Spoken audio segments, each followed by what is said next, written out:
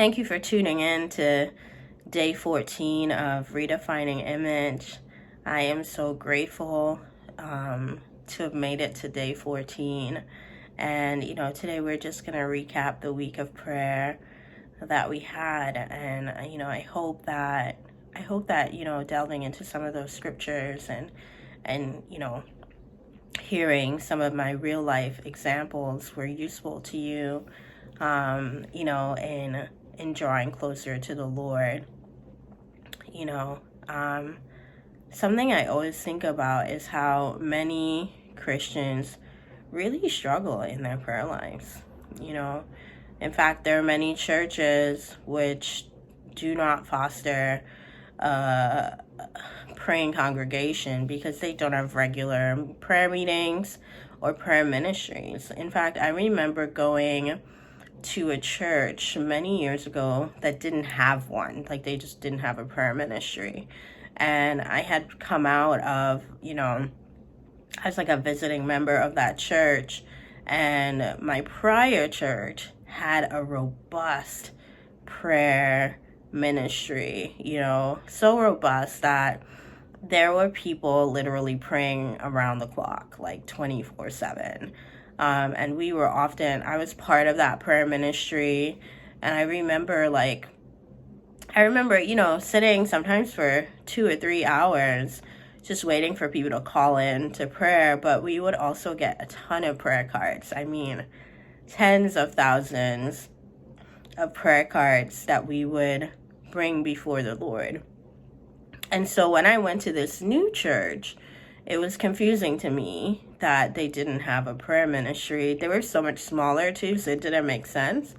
From my vantage point, that they didn't have prayer, because, the Bible literally says where 2 or 3 are gathered is acceptable in His sight. And so that was very strange to me that there wasn't corporate prayer in the church. I'm sure that individual people were praying, but when you're running a church, there has to be some corporate prayer. I mean, God commands that His church will be a house of prayer, right? And so, we shouldn't be struggling to pray individually or collectively, because there is an expectation that we're going to be in communion with God, right? It's no wonder that we are so powerless as Christians sometimes, because if I'm not connected to my source, how can I have His resurrecting power in me activated? How can I get His super on my natural if He's not included in my day-to-day, in my minute-to-minute, in my second-to-second, right? And so how can we experience answered prayers if we're not praying? How can we have faith if we've never experienced answered prayers because we're not praying?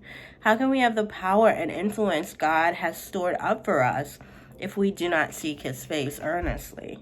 How can we overcome anxiety and mental chaos if we don't make our petitions known? Right? And so a lot of times, we default at not getting the things that God has promised us because we don't even know about His promises, like we haven't even spent time in the Word to know what His promises are. But compounded on that, we're not seeking Him out and asking Him to show us His truth, right? And so I'm so grateful for this week, because it was, although I do pray, and, I pray frequently, and I'm constantly in conversation with the Lord, I think it's always good to have a refresher on the power of prayer, and how it really activates, God's promises in our lives. And so let's just close out in prayer. Father, I thank You for the reminder that my prayers are a direct line to Your ears, and that You hear my petitions. I am grateful that I can come boldly before Your throne of grace, and that You attune Your ear to my fervent prayers. Thank you for providing me with matchless power to do your good and perfect will. Let your kingdom come and your will be done on earth as it has already been done in heaven on my behalf. Help me to remain faithful in my prayer life, persistently making my petitions known to you and asking that you align the desires of my heart with your perfect will and purpose for my life. In Jesus' name I pray. Thank you so much for tuning in. I'm looking forward to week 3, the importance of gratitude. And just a little tidbit. I believe the key to happiness is gratitude.